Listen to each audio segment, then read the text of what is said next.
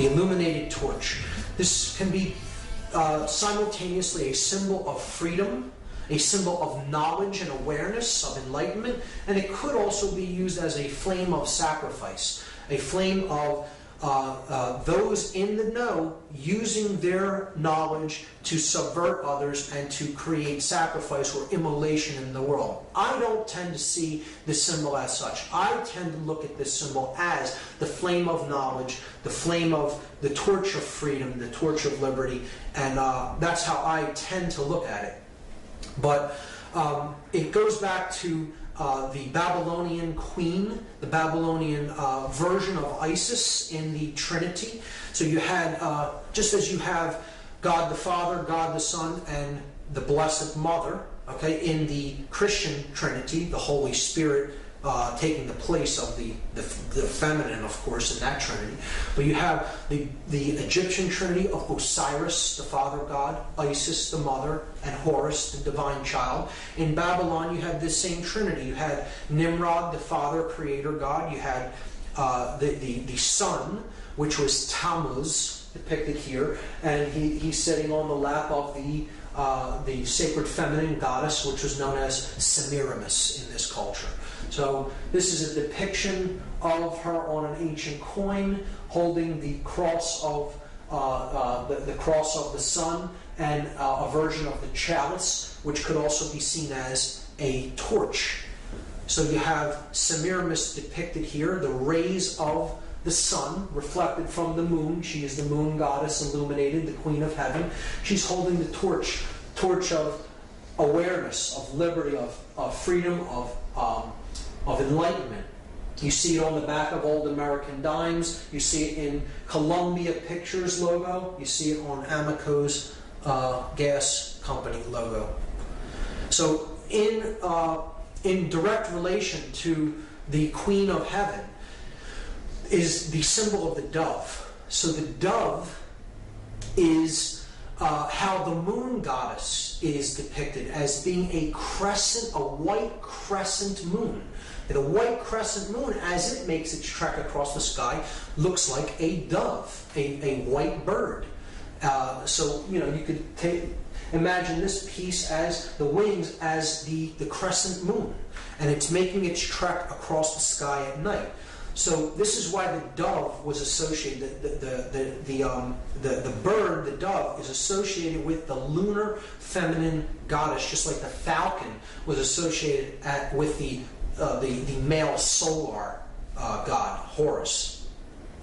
And the word dove in the French language is columbe, C-O-L-U-M-B-E, columbe. This is why we have so many usages of the word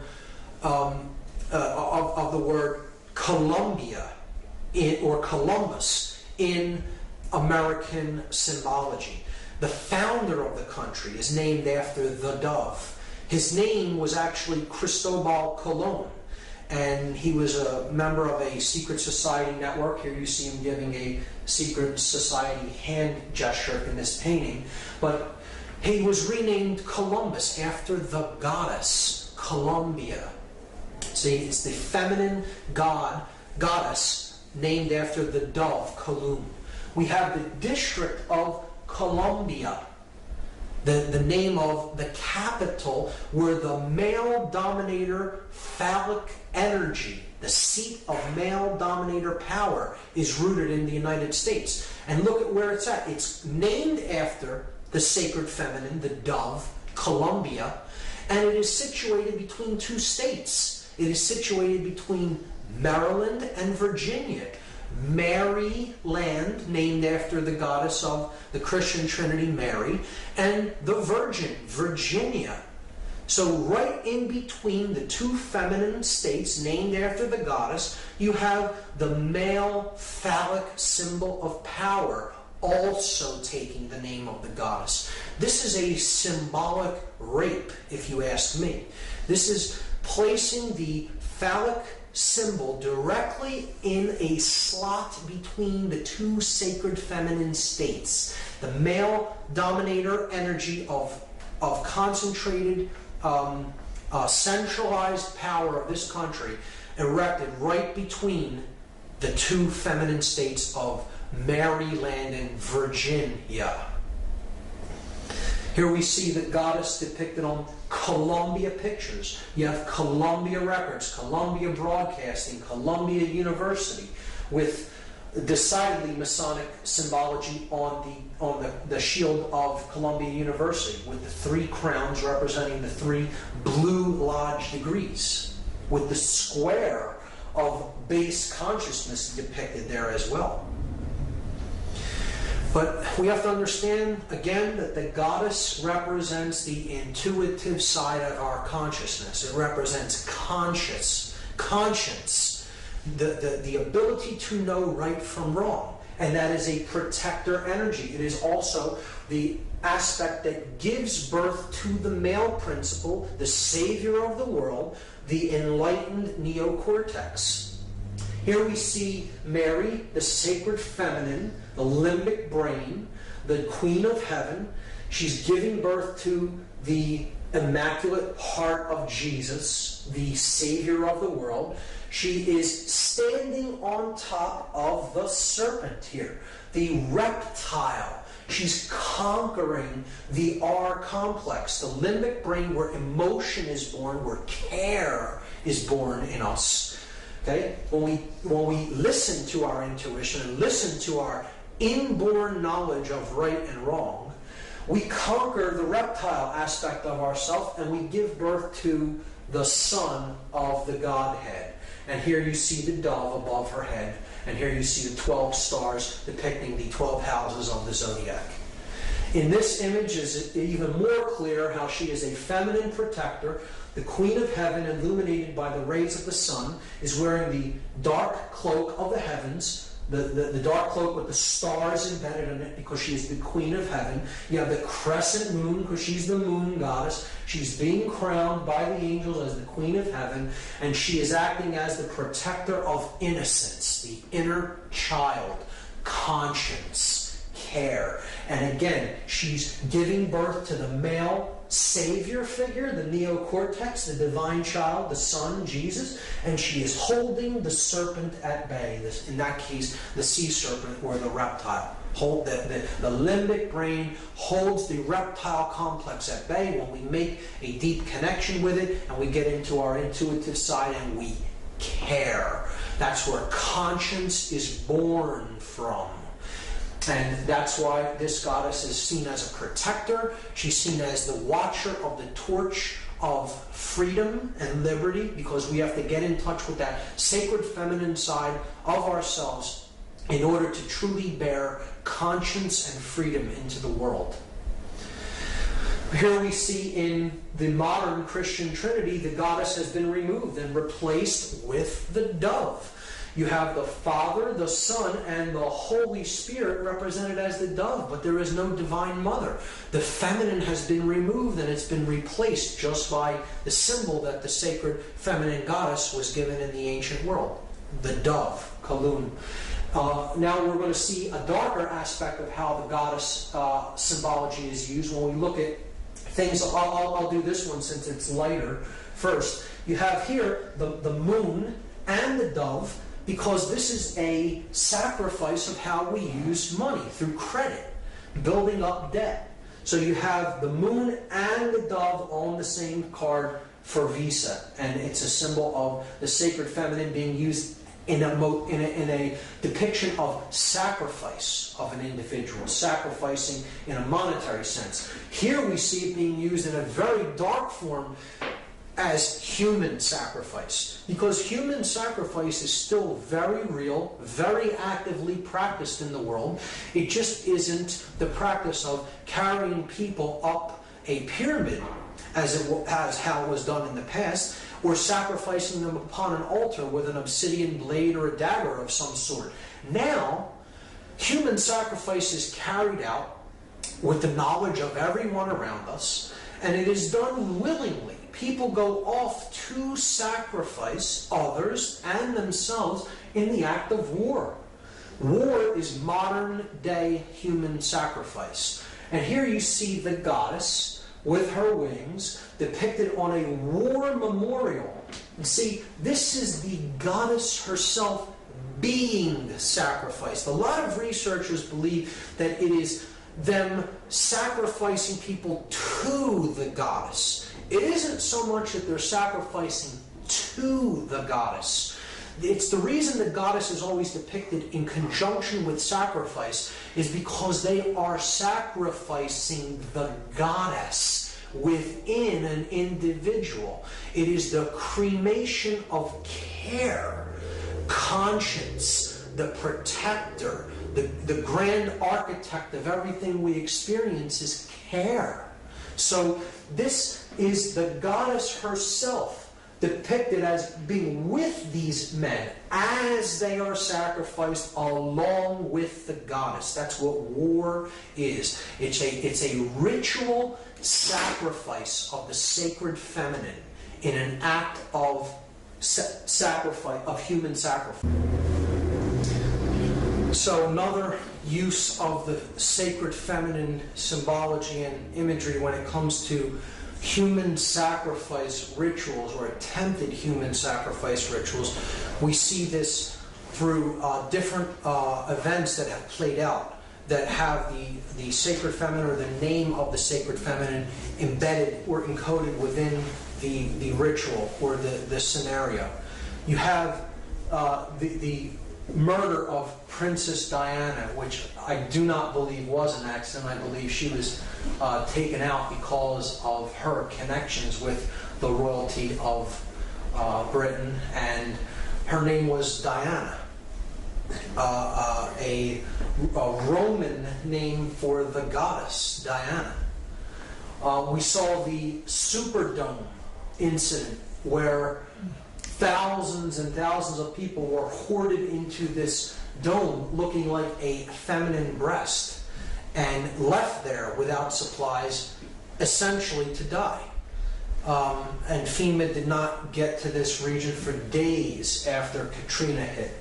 And the conditions in there were horrendous. I believe that is a deliberately designed thing that was done to try to maximize the amount of death and suffering that happened in that feminine breast, the Superdome, a symbolic representation of a breast.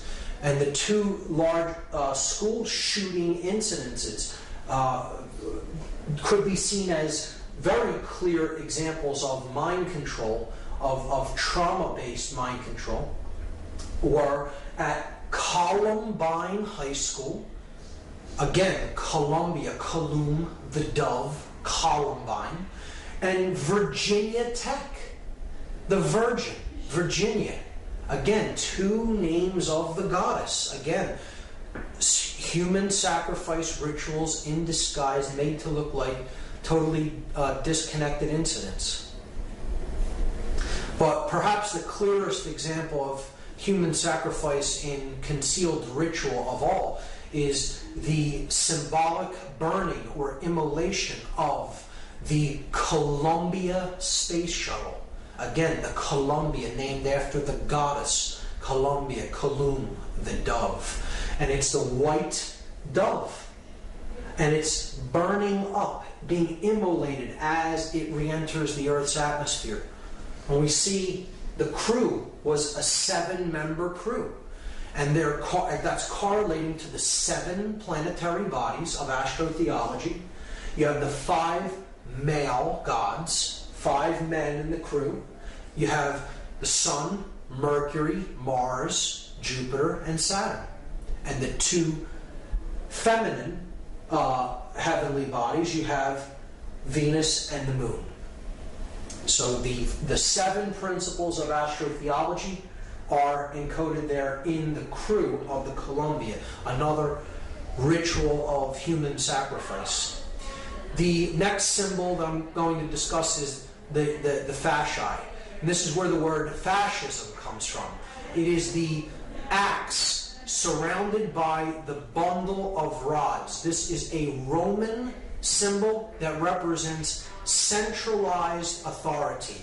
It is the central authority is the axe, and then the satellite regions, the satellite states are the bundles, the rods bundled by the central Roman authority, the fasci. This is where the word fascism comes from.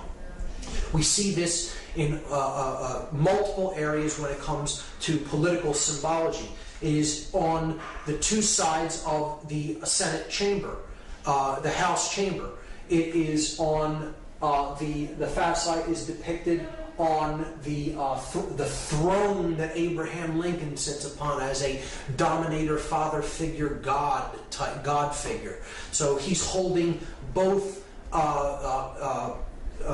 compartments of power, the church in one hand and the state in the other, because an absolute ruler must unify those two principles. It must unify political and spiritual power into one.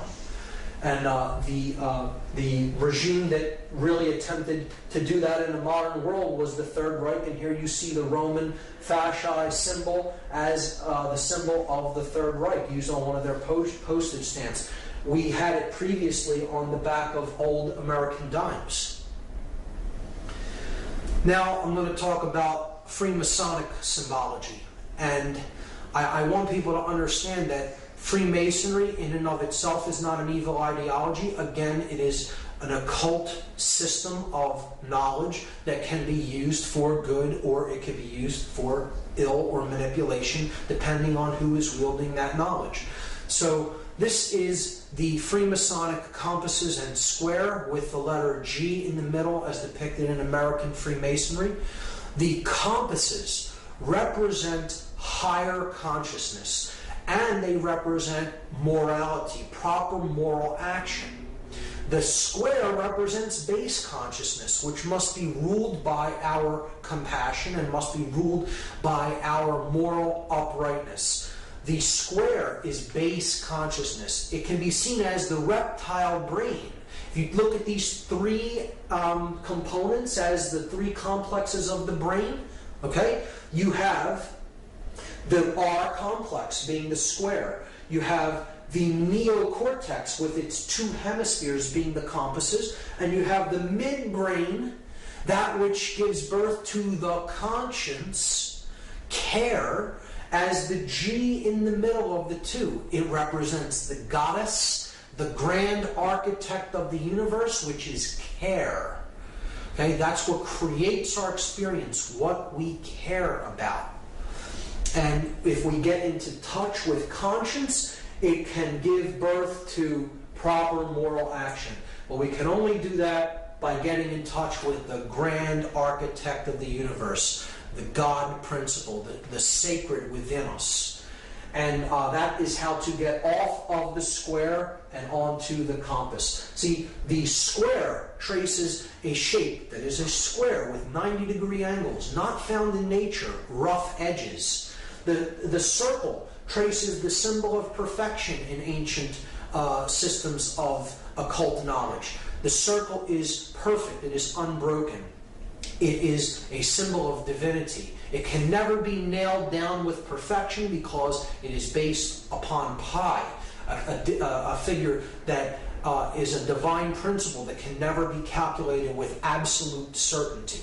So the object is to circle the square and have our compassion and our higher consciousness rule over our lower instincts and our animal instincts. And we do that through getting in touch with the care principle, the generative principle, the G, which is the grand architect of the universe, care, conscience. So it's about moral uprightness, and it can be equally seen by dark builders, by dark masons, to represent quite an opposite. This is how symbolism is in the eye of the beholder, and how the wielder of this symbol determines what it's really being used for based on their level of consciousness. So a dark mason, a rogue mason, a dark builder, so to speak, could see the symbol this way. Man is ignorant. He exists in base consciousness. And I, as one who has perfected myself, have the divine right to rule over the base man, the square, he who is on the square. So it's two different interpretations of the same symbol. One seen in a positive connotation and one seen in a manipulative, negative connotation, depending on the eye of the beholder, of the wielder of the symbol. Here's how this has been used in popular culture. In some of these examples, it's subversive. In some, it could be seen as an uplifting symbol. But generally in education, you'll see the square used in the three symbols and the color blue for the square representing the blue lodges. And this is base consciousness. This is the base of the pyramid of this particular secret society network, the hierarchical pyramid-like structure. And you're seeing the pyramid encoded here, but through the square. And the three base levels of Freemasonry, the entered apprentice, the fellow craft, and the master mason, being the three introductory or initiatory degrees of what is known as the Blue Lodge in American Freemasonry. And this is as far as many go, and it is often the degrees that are said to keep knowledge of higher levels suppressed for those really in the know of the order do not wish for those people to receive the knowledge because they have been gauged as really still being in base consciousness. And you're seeing that depicted in educational logos there. This Columbia University and that the University of Pennsylvania's shield.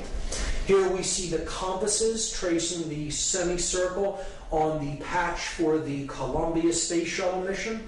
And one of my favorites encoding the compass and square of Freemasonry is the game of baseball, a game I've personally resonated with. But we see the compasses encoded by the foul lines here, okay, that make up first and third base.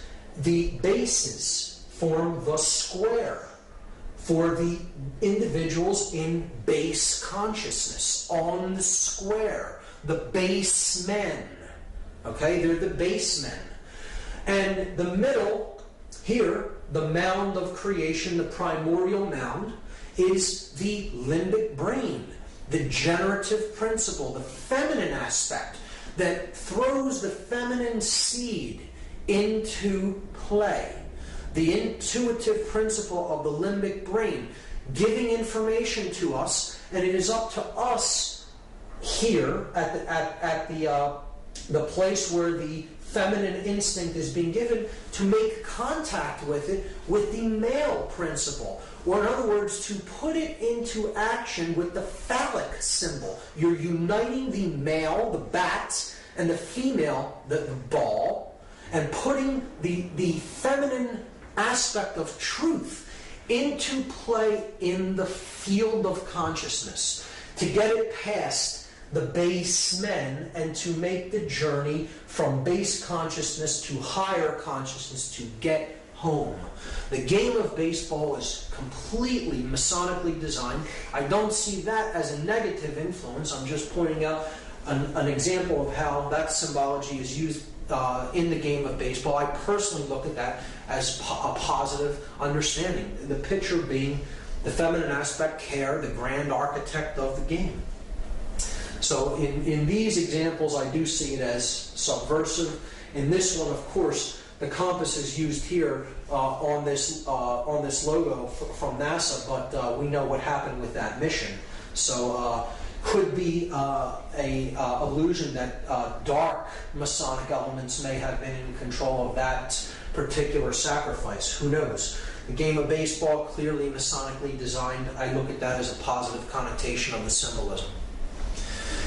In a very negative connotation of the symbolism, we see how the Freemasonic network is used all throughout the United States in control agencies, in agencies of male dominator control, in this example being police. And these examples are certainly Blue Lodge degrees, Blue Lodge orders, lower orders of Masonry, and I would look at the individuals belonging to these groups and other fraternal orders of police as being on the square. And if anybody thinks that when someone tells you in Freemasonic parlance that you're on the square, that they're paying you a compliment, you have no idea what the term means, because you've just been insulted by being told that you're on the square. It's not a symbol of being fairness and uprightness. The square in Freemasonry is most certainly a symbol of base consciousness, of not understanding the true self. And when someone is told that they're on the square in Freemasonry, it is essentially an insult. And we see that this network of secret societies is actually at work in these controlling orders of police. And I look at that as a very subversive symbol, because these fraternal orders have more allegiance to the secret oaths than they've sworn than to actually do the job to uphold the Constitution and to protect the public. And it can be really used as a means of one hand washes the other. I'll do a favor for you if you look the other way in this instance, or do what I tell you to do here. And it's really a way that freedom can be subverted through this hierarchical order, particularly when it is used in conjunction with controlling bodies like the police. So this is an extremely important symbol that's going to carry over into what we talk about next. This is the first degree Masonic tracing board, and I'm going to cover this from two angles, a positive connotation and a negative connotation. So here we see, first, there are directions. This is a map. You see north, south, east, and west. So we are standing at the west, looking east. The west is down here, the east is up here. We see that there is a checkered floor of black and white squares representing base consciousness. This is the checkered life of a man who is not born in consciousness. He does not know light from dark. He is a wanderer, a pawn in the game, so to speak. One who can be positioned. However, his master may wish him positioned, the chess master of the game, who sees the whole board from above, from a higher level of consciousness, and takes the pieces and positions them as he will. This is one who is in duality. Here's the pillars, the dual pillars. This is the pillar of Jachin. It is a masculine pillar, represented as a Doric column, and you have the sun ruling that pillar. It's the pillar of strength, the S representing strength. The feminine side of the pillar is the pillar of Boaz. The B at the bottom stands for beauty. It is a Corinthian pillar, an elaborate, ornate, feminine pillar. And the moon sits above that pillar. This is the pillars that represent the masculine and feminine aspects of human consciousness, and it is how we enter the world with these two principles kind of in opposition, and it's our goal to understand them and to unite them as one. To use our will power. This is the pillar of will or wisdom, which the W stands for. It is Jacob's ladder. Jacob, as described in the story of Genesis, goes to a higher level of consciousness. He experiences God consciousness. He comes back down to the earth and understands that really the journey of life is to get back to that level of pure awareness and pure consciousness. And that is the end of the journey, kind of. It's like you enter in this dual state, seeing things as separate, and then the object is to make it through the realm of duality, the checkerboard floor, and unite the two principles as one, and then you're born into the stars, into the light of conscience and consciousness. So that's the journey up Jacob's ladder. And we see here in the background the stones known as the ashlars, the rough ashlar representing the soul in need of work, and the perfect ashlar representing the state of perfection to which we seek to attain. The initiates are going up the ladder in the 3 basic degrees of masonry.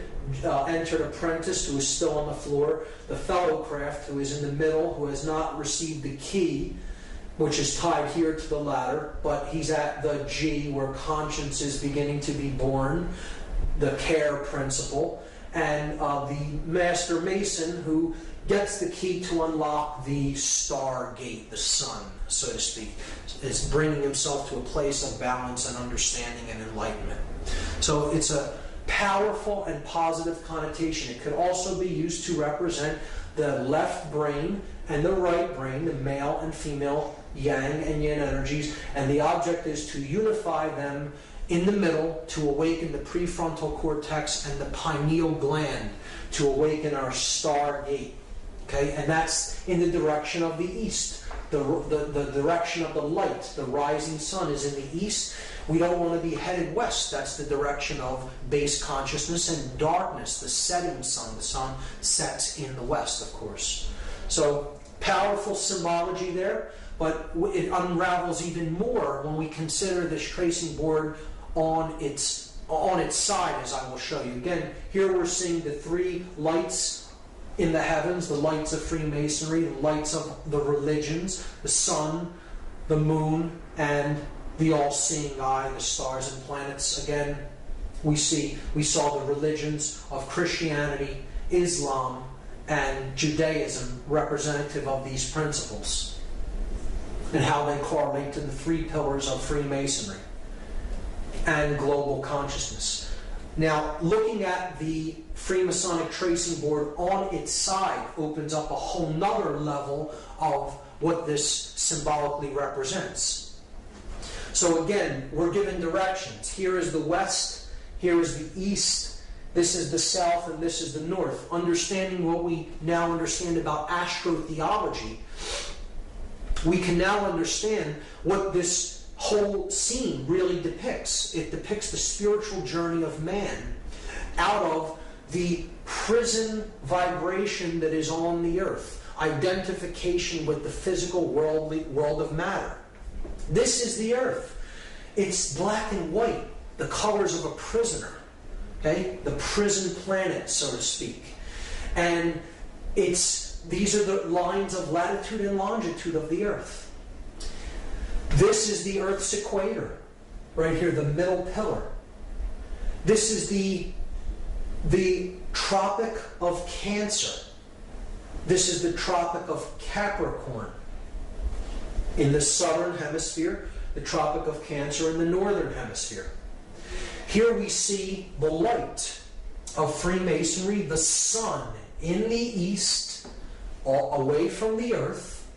And this is the sun at the summer solstice. This is the sun at the winter solstice, when the northern hemisphere is in darkness, depicted as the moon there.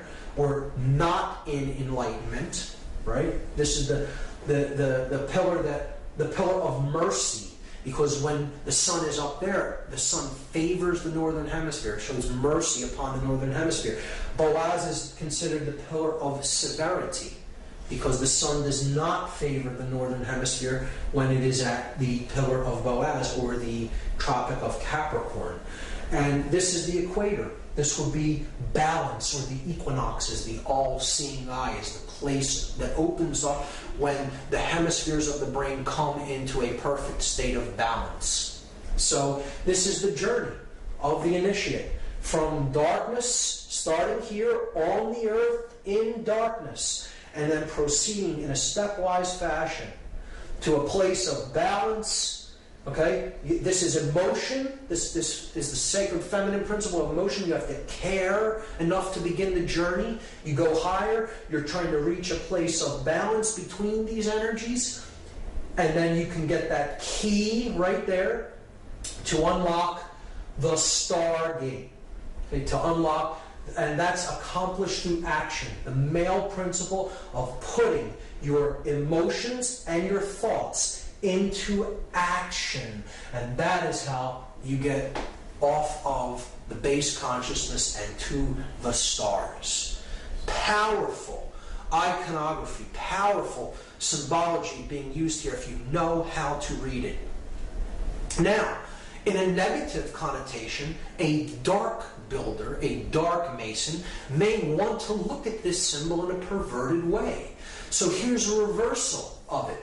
You see, yes, this is base consciousness and this is higher consciousness, but they'll look at this symbol and say, well, the latter is tilted across toward the left, toward the sun only, and away from the feminine pillar, away from the moon.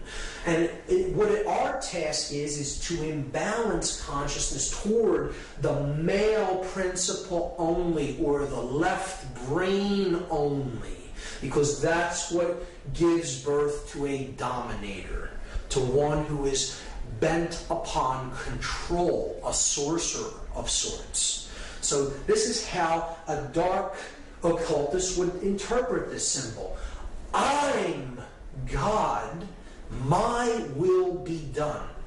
I will use my influence to take those in base consciousness and give them the dark light. Make them think that they're being initiated into something important. Well, what I'm really doing is imbalancing consciousness to the left brain. And that is what some people are doing with certain individuals who enter Blue Lodge degrees in rogue lodges of Freemasonry. And they're using that knowledge to create more mind-controlled dominators that will listen to them, follow their orders, and they're not really receiving the true light. They're receiving the dark light of male left brain imbalance. That is one way that dark manipulators will see a very powerful, positive, connotative symbol and pervert it and turn it into something completely negative. And here is how that process is used. We see this extremely subversively when it comes to the iconography that is used on police uniforms. Particularly, here's the floor of the house representing base consciousness, the pawn, the checkered man, who cannot understand the difference between light and dark. He doesn't really understand what makes the principles of right and wrong function the way that they do. Conscience isn't born in an individual that simply follows orders. Anyone of true conscience would always ask the question, why, before carrying out any action or order given to them by anyone. And we see this, if we look at the symbol of the Fraternal Order of Police having a Masonic third-degree handshake and the all-seeing eye of Freemasonry there, and the three other corners of the pentagram representing the three blue lodge degrees. We also see here the three pillars, and now they're in their proper orientation with the checkerboard floor in between them, with the dual pillars being here and the one pillar being unified at the top. And in that orientation, we see that it forms an inverted pentagram as opposed to a right side up one, just as it is here in the Victoria Police's logo, clearly an inverted five-pointed star, and it is placed along with the checkered floor right around the Temple of Solomon, and then directly on top of the prefrontal neocortex, the third eye. The inverted pentagram, which we already talked about as an extremely subversive symbol representing destruction of spirit and the burial of spirit into the ground beneath the material world. And here we see the double square, another symbol of base consciousness representing the hypercube, which I'll get into, on the third eye on a English police's headdress. So, and there again, the checkerboard floor of the house wrapped around the Temple of Solomon. The temple, the sun and the moon, the left and the right brain. And that's what the symbol actually represents. The Masonic tracing board represents in Freemasonry the Temple of Solomon, the temple within man. It is a representation of the brain, the temple within man, the temple of Solomon, the brain complex. So that is how it is used. And here is a 33rd degree Freemason who I do not consider to be a negative or evil person. I think he understood a lot about what Freemasonry was and how it was used and what its true purpose is. But he did talk about some of how the negative aspects of Freemasonry are used. This is Manly P. Hall. He said that Masonry conceals its secrets from all except the adepts and sages of the elect, and uses false explanations and misinterpretations of its symbols to mislead those who deserve to be misled, to conceal the truth which it calls light from them, and to draw it away from them. He's saying that those who are really not in the know, that often would pervert the ideas and the knowledge, are deliberately misled away from this knowledge so as not to let it fall into the wrong hands. I often think that as well, in Freemasonry, it is being done deliberately to try to create people who, those who really are in the knowledge of how consciousness works, can manipulate for their own gain and get them to do what they want, because they're dangling a carrot, so to speak, before them and saying, I have the higher level knowledge if you'll do what I tell you, and then I'll let you have it. When in fact they're just being led like I said, like a donkey with a carrot at the end of the stick. Manly P. Hall said that the blue degrees are but the outer court of the portico of the temple, the porch of the Temple of Solomon, hence the term porch masons. Part of the symbols are displayed to the initiate, but he is intentionally misled by false interpretations. It is not intended that he shall understand them, but it is intended that he shall imagine that he understands them. Their true explication is reserved for the adepts, the princes of Masonry, one of the highest level Freemasons in Masonic tradition, telling you right out in the open what the Blue Lodge degrees are for. And of course, the Fraternal Order of Police is Blue Lodge degrees of Masonry. So that's Masonic symbology and some variants of how it is used. The next, I'm going to talk about talismanic symbology and how it is used on our money. So this will be a very big part of this part of the lecture.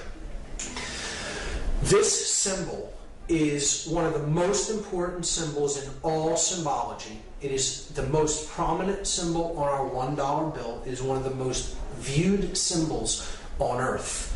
And very few people understand what it really means. I'm going to break it completely down from top to bottom and go through each element and attempt to explain it as fully and as clearly as possible. This is the symbol of all the mystery traditions. Okay? Very simply, it is the symbol of all occultism. Of course, it is Egyptian in its thematic representation, its symbolic representation. It is Egyptian, and there is a reason for that.